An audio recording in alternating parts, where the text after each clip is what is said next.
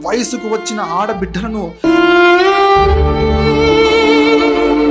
తన బ్రతుకు మీద ఆలోచన లేకుండా చేస్తాడు ఆ తండ్రి. నరరూప రాక్షసులాంటి కన్నవారే కులం అనే మత్తులో తమ ఆడబిడ్డలని శృంగారాన్ని పంచే బొమ్మలాగా మొదటగా చూస్తుంది తల్లిదండ్రులే. మనిషిలో మలం ఎలా దాగి ఉందో వాడి మెదడులో కూడా కులపిచ్చి, కులమదం, కుల అహం, కుల రోగం కూడా అలానే దాగి ఉంది. ఇంకా ఈ ఆధునిక యుగంలో 21వ శతాబ్దంలో వేరే గ్రహాలపై గూడు కట్టుకోవడానికి రెడీగా ఉన్న రోజుల్లో కూడా కులం రొచ్చులో బ్రతికేవాడు ఒక ఉన్మాదిలా మారుతూ వాడు చెడిందే కాక తమ చేతులతో పెంచిన వయసుకు వచ్చిన ఆడబిడ్డలను మొదటగా తన శరీరం కేవలం శృంగారాన్ని మాత్రమే పంచే బొమ్మగా చూస్తుంది కులం మురికి కంపులో బ్రతుకుతున్న నరరూప రాక్షసులాంటి కన్నవారే. అది ఎలా అంటారా?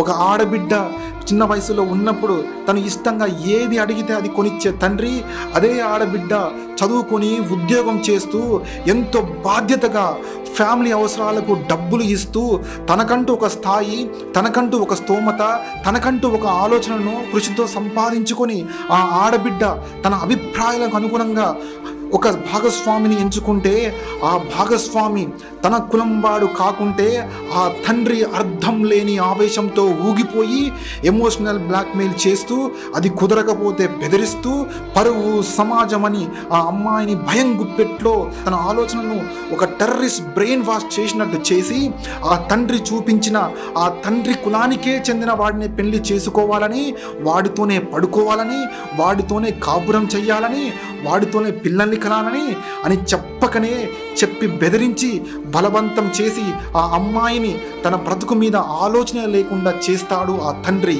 ఇష్టం లేకుండా ఆ అమ్మాయితో బలవంతంగా కాపురం చేపిస్తే అది సంసారం చేపిస్తున్నట్టు కాదు, వ్యభిచారం చేయిస్తున్నట్టు. ఇలా కన్న కూతుళ్లతో వ్యభిచారం చేయించే తల్లిదండ్రులను ఎలా శిక్షించాలి?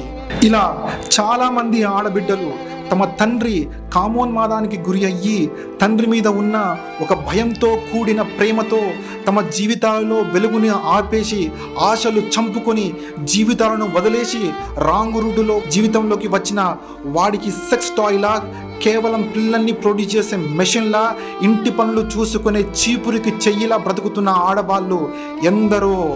ఇలా ఒక ఆడబిడ్డ జీవితం నాశనం అవ్వడానికి కారణం ఆ తండ్రి కుల అహంతో కూడుకున్న మదం మాత్రమే. ఇలాంటి తండ్రులకి పరువు అనే పదం, సమాజం అనే పదం పలికే హక్కు ఎక్కడ ఉంది? ఎందుకంటే సమాజం ఎప్పటికప్పుడు ఎదుగుదలను కోరుకుంటుంది, మార్పును కోరుకుంటుంది. అలాంటి తండ్రులను నిజమైన సమాజం ఎప్పటికీ సహించలేదు, క్షమించలేదు.